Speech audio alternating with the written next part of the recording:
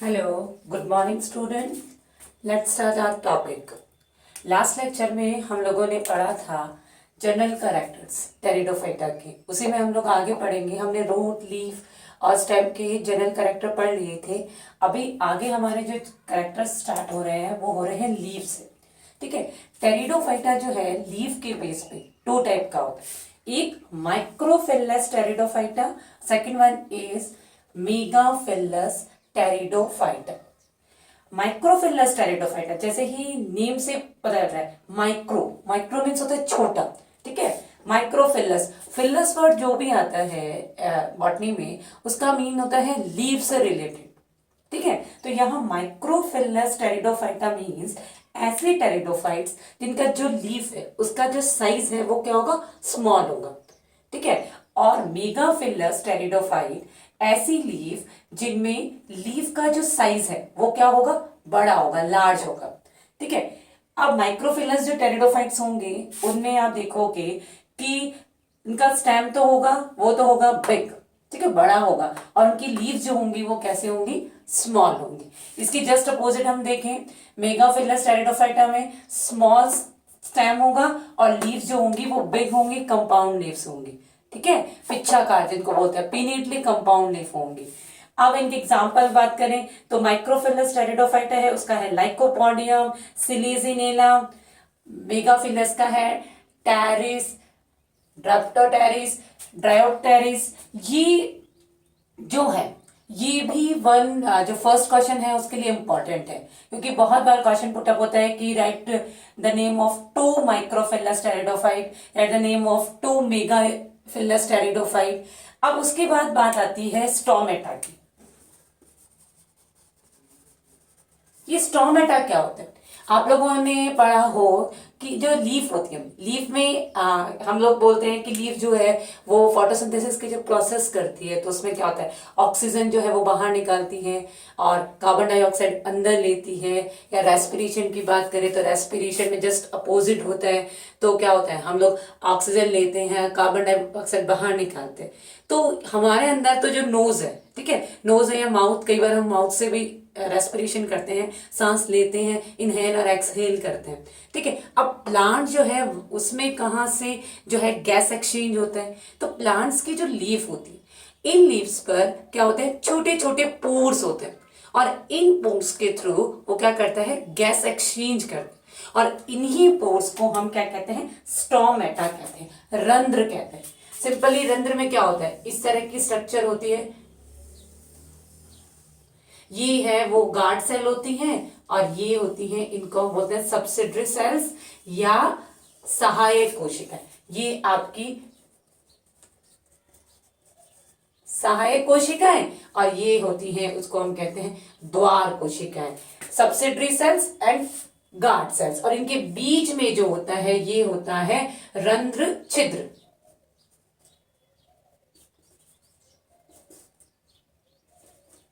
ठीक है, या स्टोमेटल पोर। ये सारी चीजें हमें इसमें।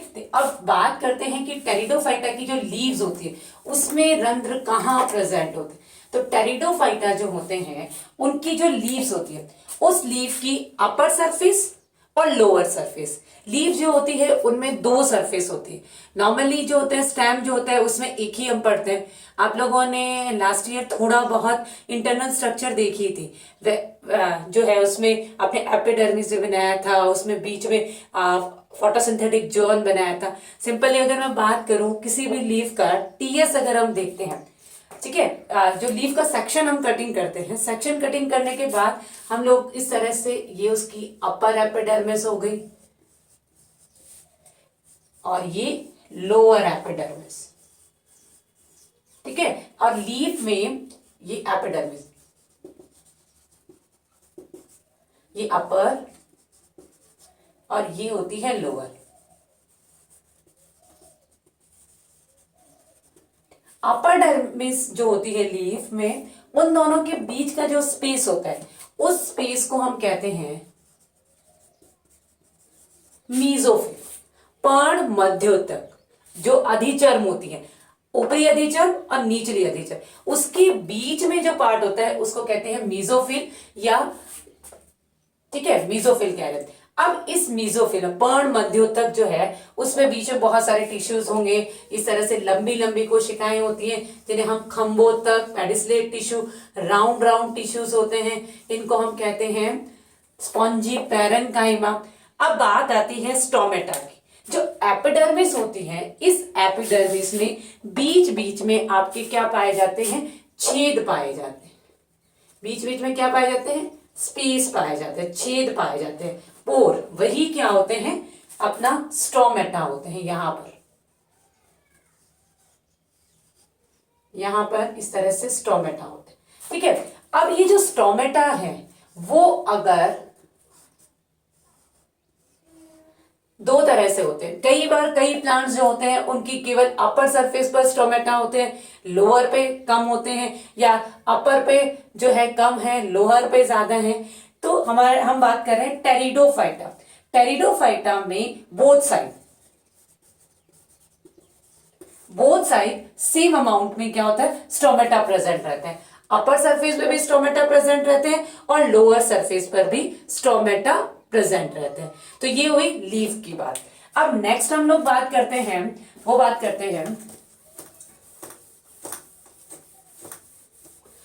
आप लोगों को नोट्स जो हैं वो ग्रुप पे मैं पीडीएफ के थ्रू भेज रही हूँ। कल सेकेंड ईयर के और थर्ड ईयर के दोनों के नोट्स मैंने सेंड किए थे। तो आप लोग क्या करें, उन नोट्स को अपनी फेयर नोटबुक में लिखना स्टार्ट कर दें। ठीक है, जैसे जैसे पीडीएफ आ रही है उस अकॉर्डिंग आप स्टार्ट कर दें उनको लिखना। नेक्स्ट हम बात करते हैं वैस्कुलर सिस्टम। अब वैस्कुलर सिस्टम क्या है, हम लोगों ने स्टार्टिंग में जब इसका इंट्रोडक्शन पढ़ा था तो हमने क्या बोला था कि इनको हम प्रिमिटिव वैस्कुलर प्लांट बोलते हैं। मींस वैस्कुलर सिस्टम जो है वो स्टार्ट कहां से हुआ, यहीं से हुआ। ठीक है, तो इसकी जो रूट है और लीफ और स्टेम तीनों में proper well develop vascular system present होता है। ठीक है, वैस्कुलर सिस्टम में अगर हम बात करें, इनमें जाइलम प्लस फ्लोएम दोनों प्रेजेंट होते हैं। अब आपके दिमाग में आया होगा कि ये जाइलम और फ्लोएम है क्या। सिंपली मैं एक बार प्लांट टिश्यू के बारे में बात करूं तो सबसे पहले हम बात करते हैं टिश्यूज क्या होते हैं। तो ग्रुप ऑफ सेल्स, कोशिकाओं का जो समूह होता है उसको हम क्या कहते हैं, टिश्यू या ऊतक।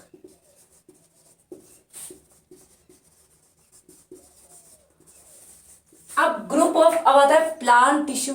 तो प्लांट की अगर हम बात करें तो प्लांट में दो टाइप के टिश्यूज होते हैं, मेरिस्टेमेटिक और परमानेंट।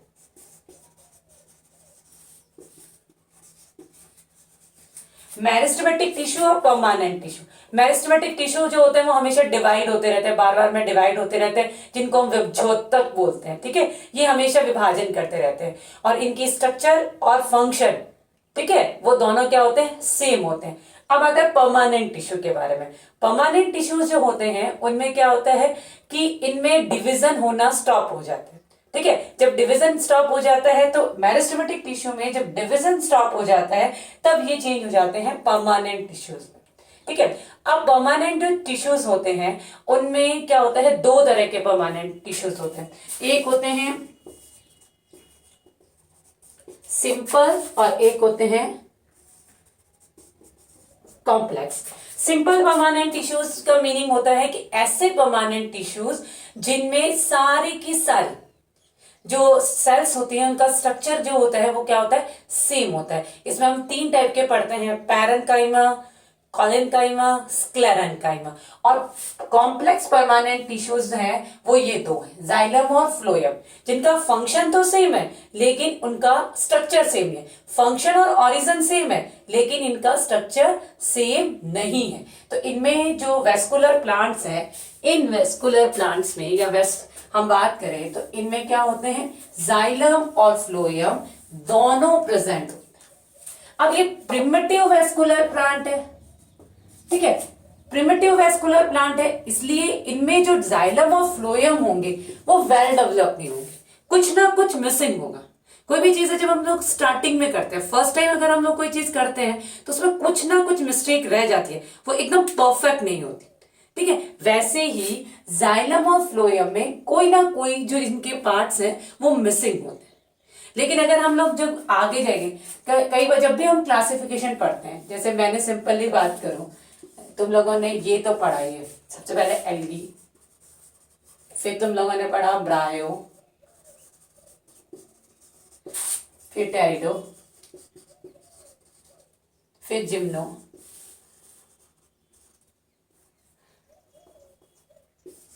फिर एंजियो, ये हम लोगों ने पढ़ा।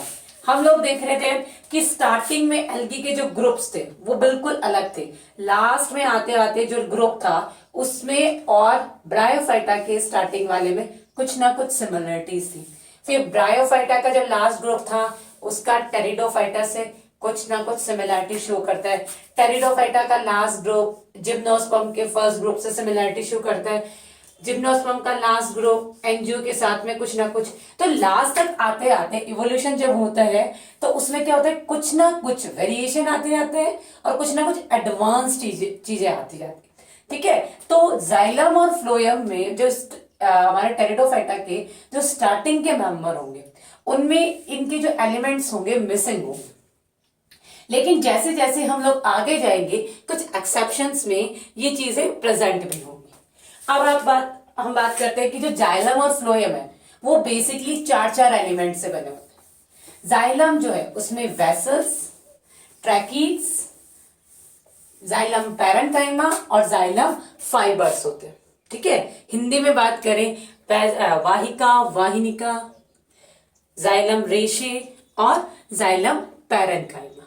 फ्लोएम की बात करें तो फ्लोएम भी 4 एलिमेंट से बना होता है, कंपेनियन सेल्स, सिव ट्यूब्स और फ्लोएम पैरेन्काइमा और फ्लोएम फाइबर। हिंदी में बताऊं तो जो है फ्लोएम में जो होंगे वो होंगे आपके सहायक कोशिका, चांदनी नलिका, चांदनी कोशिकाएं, फ्लोएम पैरेन्काइमा और फ्लोएम रेशे। ठीक है, तो इनमें जो होता है अगर हम बात करें कंपेनियन सेल, सहायक कोशिकाएं, फ्लोएम में सहायक कोशिकाएं एब्सेंट होती है और जाइलम में जो है वो क्या होती है, वेसल्स एब्सेंट होती है।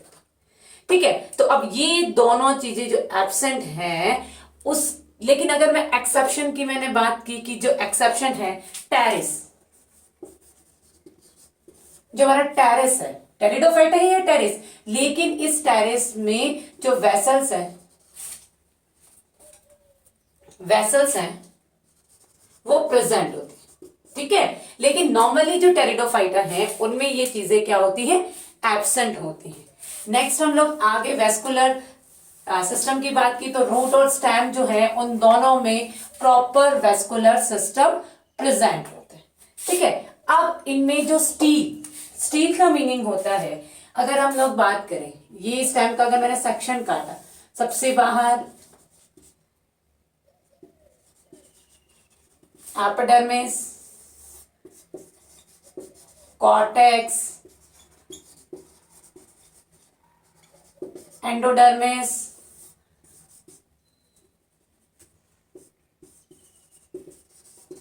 पेरिसाइकल,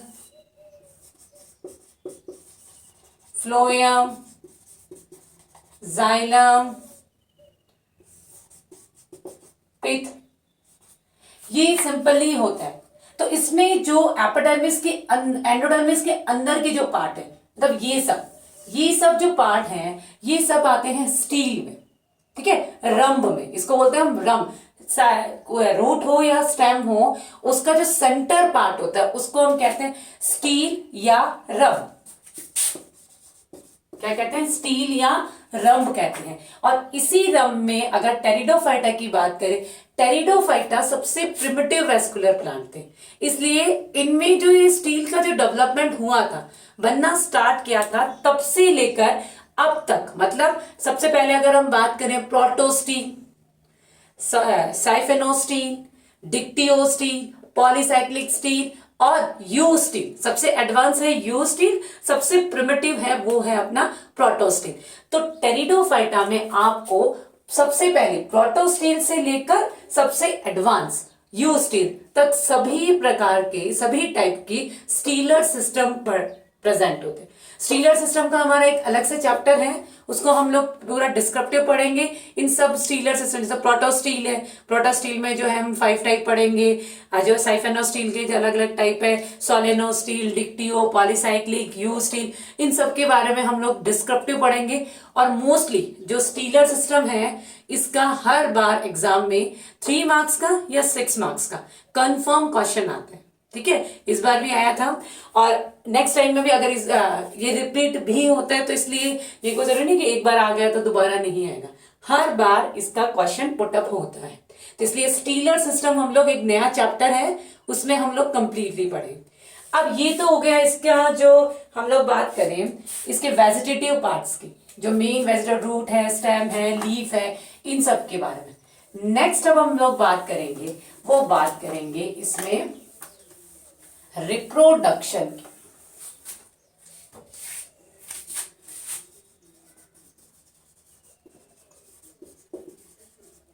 रिप्रोडक्शन, एल्गी की बात करूं, नॉर्मली रिप्रोडक्शन मीन्स क्या होता है, जनन क्या होता है। कोई भी प्लांट या कोई भी एनिमल या कोई भी ह्यूमन बीइंग अपनी जनरेशन को आगे बढ़ाने के, ठीक है, अपने अस्तित्व को बनाए रखने के लिए क्या करता है, अपने समान संतति उत्पन्न करता है या अपने समान जो है बच्चे पैदा करता है, उसको हम लोग क्या कहते हैं, रिप्रोडक्शन या जनन। सिंपली बात करें तो प्लांट्स में जो है रिप्रोडक्शन जो होता है वो 3 मेथड्स होता है। पहला vegetative reproduction, second asexual reproduction and third vegetative, asexual और सेक्सुअल। 3 टाइप का रिप्रोडक्शन जो होता है वो प्लांट्स में होता है। फर्स्ट मैं बात करूं vegetative reproduction. Vegetative reproduction means plant का कोई भी vegetative part, root, stem, leaf, इस किसी भी कायिक भाग से अगर नया पौधा बनता है उसको हम क्या कहते हैं, वेजिटेटिव रिप्रोडक्शन। ठीक है, इसके सिंपली एग्जाम्पल अगर हम बात करें, सिंपली आप लोगों ने देखा होगा कि जो जड़ है, रूट है, ठीक है, उसके थ्रू अगर आपने किसी पौधे की रूट निकाली और लगा दी तो हो गया। आप लोग स्वीट पोटैटो, शकरकंद देखते हो, एक जगह लगाते हैं वो अपने आप जो है सॉइल में पूरे में फैल जाती है। नेक्स्ट अगर मैं बात करूं जो है इसकी अपना नेक्स्ट जो है वो स्टेम के थ्रू में बात करूं तो स्टेम के थ्रू आप लोग देखते हो गुलाब है, गुड़हल है, इन सब में क्या होता है जो है हम लोग स्टेम उनका अगर अलग करें और अलग करके लगाएं तो वो नया स्टेम डेवलप हो जाता है। अगर मैं लीफ की बात करूं, ब्रायोफिल्लम, पत्थर चट्टा, उसकी पत्ती को अगर आप तोड़ के अगर मिट्टी में डाल दो तो वो भी नया प्लांट डेवलप कर देते। तो इस तरह से वेजिटेटिव रिप्रोडक्शन जो है उसका मीनिंग होता है कि प्लांट का कोई भी वेजिटेटिव पार्ट, एल्गी में हम लोगों ने पढ़ा था फ्रेगमेंटेशन, है ना, फ्रेगमेंटेशन मतलब एल्गी, कोई भी एल्गी है वो छोटे छोटे पार्ट्स में डिवाइड हो गई और नए हर एक पार्ट से नया डेवलप हो गया, तो वो होता है वेजिटेटिव। नेक्स्ट था asexual reproduction. Asexual reproduction means कि प्लांट में कुछ स्पोर बने, मियोसिस ना हो, गैमेट फ्यूजन नहीं होता, सिंपली प्लांट की कोई भी सेल या कोई भी सेल क्या करेगी, अपना साइज इंक्रीज करती है और इंक्रीज करके वो रिपीटेड डिवीजन करती है, यहां माइटोसिस होता है, मीन्स अर्धसमसूत्री विभाजन। यहां पर कोई वेरिएशन नहीं होता, प्लांट जो होता है वो अपने मदर प्लांट की एग्जैक्ट सेम होता है, मीन्स वो हूबहू उनके जैसे होता है, इसको हम लोग क्लोन भी बोलते हैं। नेक्स्ट लास्ट ईयर हमने एल्गी में पढ़ा था जूस्पोर, एप्लेनोस्पोर, अकाइनिड्स, ये सब किसके मेथड थे, असेक्सुअल रिप्रोडक्शन के। नेक्स्ट आता है सेक्सुअल रिप्रोडक्शन।